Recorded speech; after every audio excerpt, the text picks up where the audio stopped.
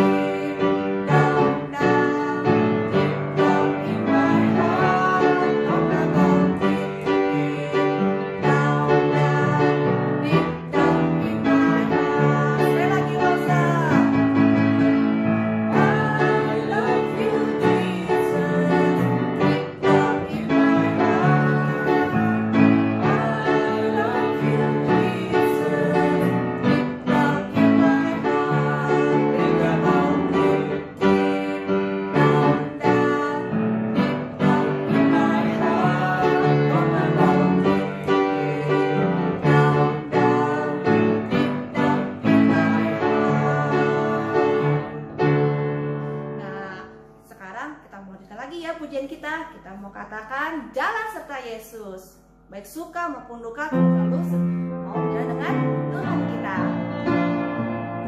Pakai gerakannya ya.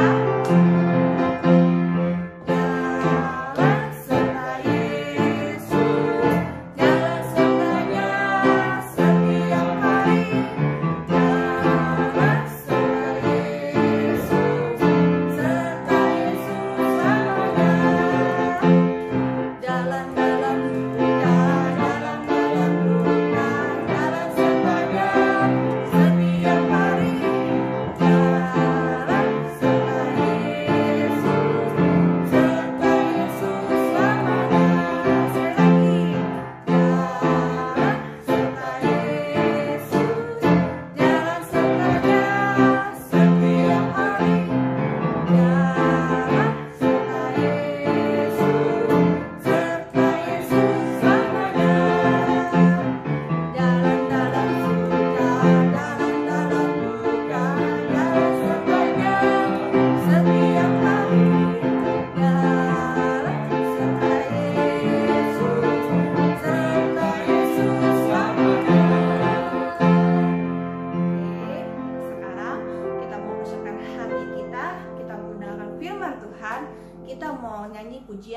Baca kitab suci.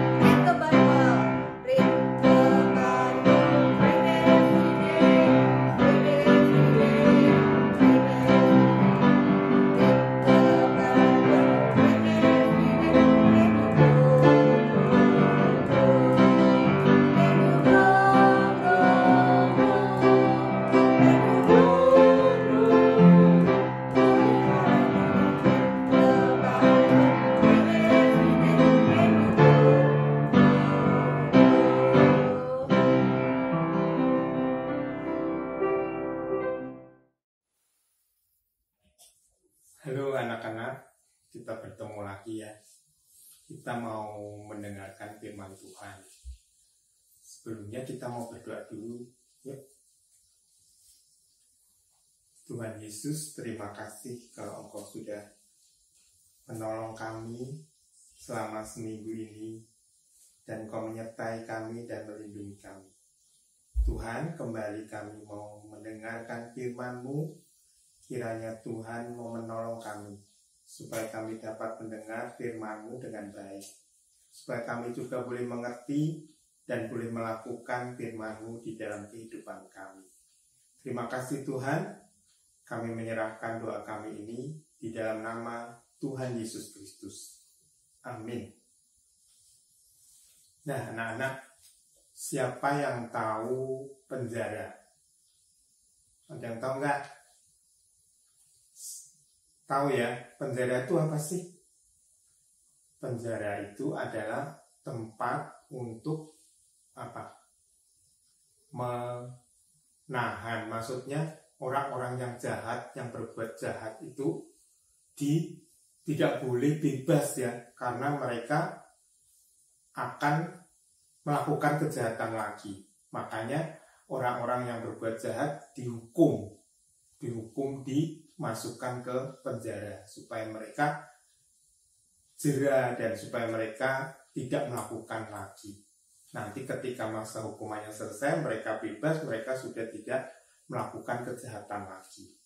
Ya, kejahatan itu banyak. Ada yang membunuh, ada yang mencuri, ada yang narkoba. Nah, itu. Makanya mereka dimasukkan ke dalam penjara supaya tidak mengganggu kehidupan orang-orang lain ya. Nah, tapi anak-anak, ada juga orang-orang yang dipenjara tapi tidak jahat, mereka tidak melakukan kesalahan. Nah, contohnya adalah Bapak Petrus yang hari ini kita akan dengar ceritanya ya. Sudah siap semua? Kita mau mendengarkan firman Tuhan? Siap ya? Ayo kita dengarkan. Nah, Pak Petrus, siapa yang ingat Pak Petrus itu siapa? Oh ya, betul. Petrus itu adalah murid Tuhan Yesus, salah satu dari 12 murid Tuhan Yesus.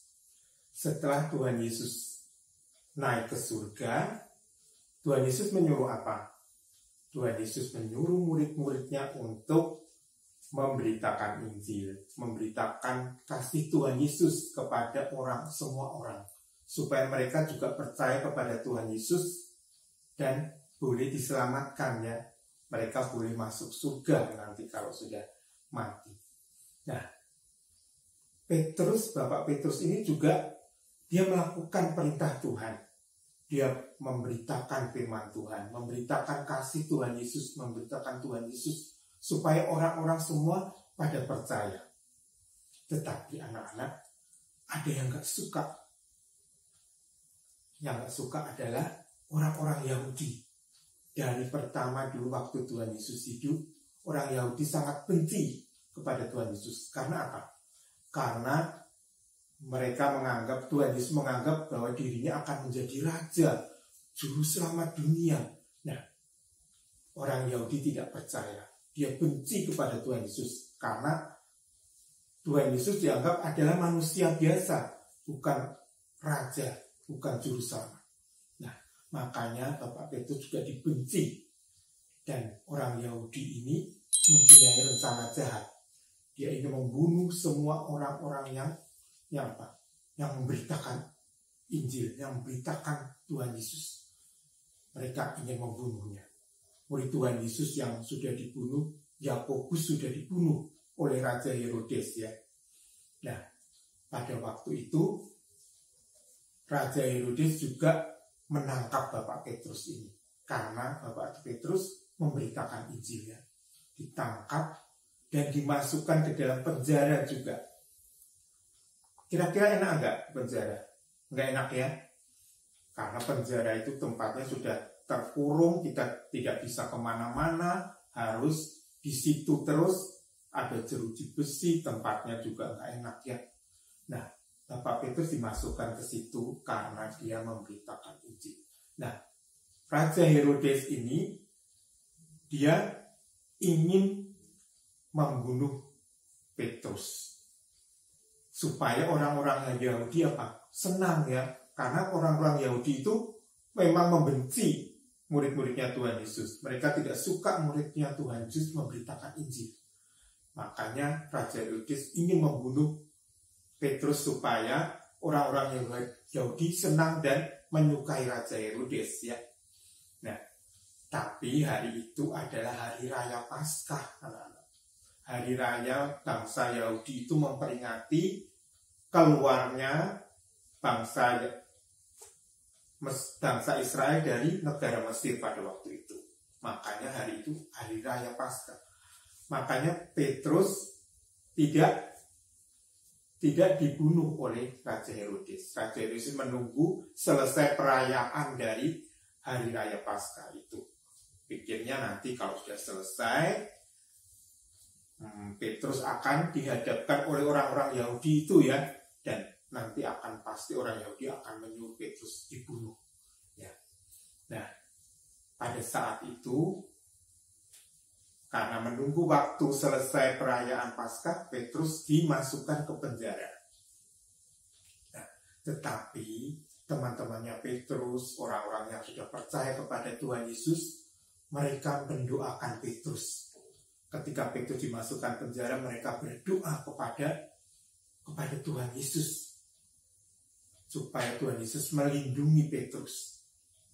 Ya, supaya Tuhan Yesus menolong Petrus supaya Petrus tidak dibunuh oleh Raja Herodes, supaya Petrus bisa tetap memberitakan Injil, membawa banyak orang datang kepada Tuhan Yesus. Mereka berdoa terus teman. Nah, pada waktu malam setelah besok Raja Herodes akan membawa Petrus kepada orang-orang Yahudi, akan dihukum mati itu. Pada malam itu Petrus dengan tangan yang diborgol ya, di penjara, tangannya diborgol itu diikat, tapi dengan apa? Dengan rantai besi, supaya Petrus tidak bisa lepas, tidak bisa lari. Sudah di penjara, penjaranya ada jeruji besinya, tebel ya, dikunci, ada penjaganya, penjaga-penjaganya di pintu-pintunya ada banyak ya, dijaga semua oleh penjara, prajurit-prajurit itu. Nah, Petrus pada malam itu dia tertidur. Pada waktu tidur, tiba-tiba apa anak-anak? Tiba-tiba datang malaikat Tuhan membangunkan Petrus. Petrus, bangunlah. Petrus langsung kaget. Dia bangun. Begitu dia bangun, tiba-tiba borgol rantai yang di tangannya ini terlepas. Lalu malaikat itu bilang, Petrus, ayo cepat sekarang pakai sepatumu, ikat pinggangmu, pakai jubahmu, ayo ikut aku. Lalu Petrus cepat-cepat anak-anaknya memakai jubahnya, sepatunya dipakai, ikat pinggangnya dipakai. Lalu dia jalan mengikuti apa? Malaikat itu. Nah, pada waktu itu padahal prajuritnya itu ada di dekat Petrus. Tetapi prajurit itu tidak sedang tertidur, anak-anak, tapi tidak bisa melihat Petrus. Mereka sedang berjaga-jaga, tetapi tidak bisa melihat Petrus yang sedang berjalan keluar dari penjara. Petrus juga bingung, anak-anak. Apakah ini benar-benar terjadi benar-benar atau dia sedang mendapat penglihatan atau bermimpi ya? Benar-benar gak sih aku bisa terlepas dari penjara ini? Tapi dia tetap mengikuti malaikat itu jalannya. Sambil jalan Petrus berpikir, tapi dia tetap jalan. Tiba-tiba apa? Pintu penjara terbuka. Dia melewati lagi. Melewati berapa pintu ya? Nah akhirnya pintu gerbang yang sedang terkunci rapat, di mana dia nanti bisa keluar, tiba-tiba pintu itu juga terbuka. Akhirnya Petrus berjalan keluar penjara itu bersama dengan malaikat Tuhan. Dia jalan terus sampai ke ujung jalan. Sudah keluar dari penjara, sudah meninggalkan penjara. Tiba-tiba malaikat Tuhan meninggalkan Petrus. Petrus sendirian. Waduh, Petrus senang sekali ya. Dia merasa bahwa ternyata ini benar-benar bukan mimpi. Aku benar-benar bebas dari penjara. Tuhan Yesus sudah menolong aku ini. Tuhan Yesus sudah membebaskan aku. Tuhan Yesus berarti masih menginginkan aku untuk memberitakan Injil kepada semua orang. Lalu Petrus teringat, aku mau pergi ke rumah teman-temanku yang sekarang sedang berkumpul. Mereka sedang berdoa, mendoakan aku supaya mereka tahu bahwa doa mereka sudah didengar oleh Tuhan. Aku sudah dibebaskan dari penjara. Lalu Petrus cepat-cepat dia lari menuju ke sebuah rumah di mana orang-orang percaya, murid-muridnya Petrus sedang berkumpul. Nah, ketika Petrus sampai di pintu gerbang, Petrus mengetuk-ketuk pintu itu dengan keras. Dia ketuk-ketuk. Ternyata orang-orang sedang di dalam rumah semua ya. Nah, ada seorang hamba perempuannya, namanya Rodi. Dia mendengar kok ada pintu gerbang sedang diketuk-ketuk ya. Lalu dia cepat-cepat dia menuju ke pintu itu. Ternyata dia melihat, ternyata Bapak Petrus sudah bebas dari penjara, sedang datang di pintu gerbang. Dia lari masuk ke dalam, tidak membukakan Petrus, tapi dia cepat-cepat memberitahu orang-orang yang ada di rumah itu bahwa Petrus sudah bebas dari penjara. Lalu apa anak-anak? Orang-orang itu nggak percaya. Masa nggak mungkin, kamu salah lihat orang kan ya, Rodi, kamu salah katanya. Tapi Rodi meyakinkan mereka, benar ini Bapak Petrus, aku lihat sendiri. Sudah berada di pintu gerbang. Lalu mereka semua pergi menuju ke pintu gerbang. Ketika dibuka pintu gerbang, ternyata benar Bapak Petrus yang sudah bebas dari penjara. Aduh, mereka senang semua, bersyukur ya anak-anak ya. Karena doa mereka sudah didengar oleh Tuhan. Lalu Petrus bercerita ya, tentang tadi kejadian tadi, di mana malaikat Tuhan sudah menolong dia, membebaskan dia dari penjara. Lalu Petrus mengatakan, kamu sekarang ceritakan kepada orang-orang, kepada teman-teman kita, bahwa aku sekarang sudah tidak di penjara. Aku sudah dibebaskan oleh Tuhan Yesus. Sekarang aku akan pergi supaya nanti tidak diketahui oleh Raja Herodes ya. Lalu Petrus pergi meninggalkan mereka. Tapi teman-temannya Petrus, orang-orang percaya ini, mereka bersyukur, berterima kasih kepada Tuhan Yesus karena mereka sudah mendengar doa-doa mereka. Nah, ceritanya sampai di sini anak-anak ya. Tuhan Yesus sudah mendengar doa-doa orang percaya. kita juga harus apa? Harus percaya kita mempunyai Tuhan Yesus yang bisa, yang mau mendengar doa kita. Kalau kita sakit, Tuhan Yesus, kita berdoa, Tuhan Yesus pasti mendengar doa kita. Kalau ada orang tua kita sakit, nenek, oma, opa kita sakit, ada teman-teman kita sakit misalkan, kita berdoa pada Tuhan Yesus, kita mendoakan mereka supaya mereka ditolong oleh Tuhan Yesus. Ada juga mungkin teman kita yang sedang sedang takut, mungkin ada teman kita, saudara kita yang sedang khawatir. Kita juga berdoa, kita mau berdoa, mendoakan mereka. Mungkin ada orang tua kita, papa mama kita sedang sedih, gak punya pekerjaannya karena pandemi ini pekerjaannya sepi, misalkan toko, sedih sekali orang tua kita. Kita berdoa juga supaya Tuhan menolong orang tua kita, memberkati orang tua kita. Ya, mau anak-anak kita mau berdoa untuk teman, untuk orang tua kita, untuk papa mama, untuk opa oma, untuk saudara-saudara kita. Oke, ya, kita mau mendoakan mereka. Dan Tuhan Yesus bisa mendengar dan menjawab doa kita. Nah, sekarang kita mau menghafal ayat hafalannya. Ayat hafalnya sama seperti minggu kemarin. Berarti kalian sudah bisa semua ya. Ayo kita mau menghafal. Masih ingat kan ayat hafalnya di mana? Mazmur 4 ayat 2c. Kasihanilah aku dan dengarkanlah doaku. Ayo kita mau menghafalkan ya. 1, 2, 3. Mazmur 4 ayat 2c. Kasihanilah aku dan dengarkanlah doaku. Sekali lagi ya. Mazmur 4 ayat 2c.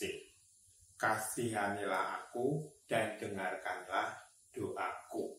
Nah, Tuhan Yesus yang tadi kita sudah mendengar ceritanya, dia akan mendengar doa kita dan menjawab doa kita.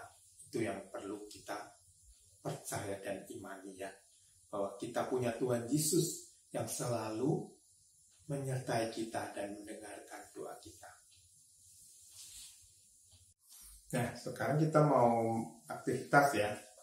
Aktivitasnya gampang. Anak-anak kan punya tangan ya, tangan punya jari-jari ini kan. Kita taruh di kertas seperti ini. Nah, nanti kita gambar ya tangan kita di kertas ini ya. Nah, nanti bisa diberi warna, diberi hiasan juga boleh.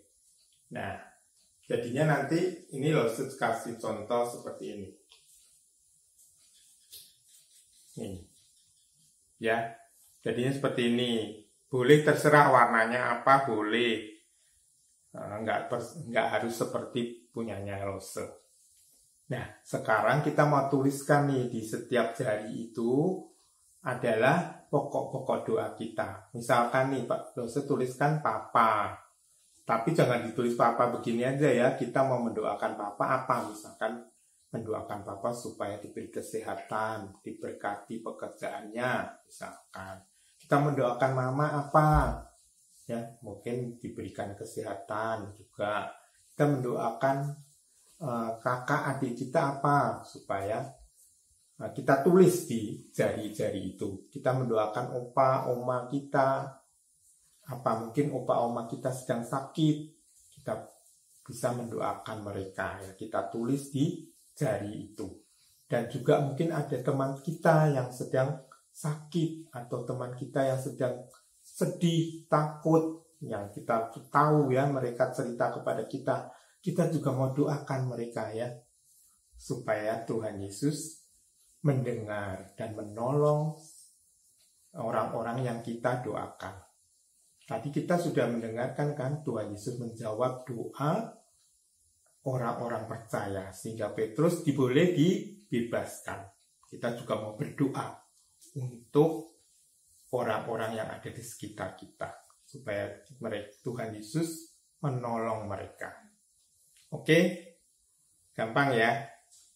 Ya, nanti dikerjakan, dibuat seperti ini, tapi nggak harus warnanya harus oranye atau gimana ya. Ya, sekarang kita mau akhiri, kita mau berdoa dulu ya. Kita mau berdoa untuk firman Tuhan yang sudah kita dengar. Tuhan Yesus, terima kasih kalau Engkau sudah menolong pemberitaan firman-Mu ini. Tuhan, biar kami boleh mengerti apa yang Kau kehendaki di dalam kehidupan kami. Tuhan, Kau menolong supaya kami juga boleh percaya dan boleh mengenal Engkau lebih dekat lagi. Bahwa Tuhan Yesus adalah Allah dan Tuhan kami yang selalu menyertai kami dan mendengarkan doa kami dan menjawabnya. Terima kasih Tuhan, kami menyerahkan doa kami ini hanya di dalam nama Tuhan Yesus Kristus. Amin. Nah, adik-adik, sekarang tiba saatnya untuk kita memberikan persembahan untuk Tuhan kita. Minta tolong kepada mama kalian atau papa kalian untuk mentransfer ke rekening gereja ya.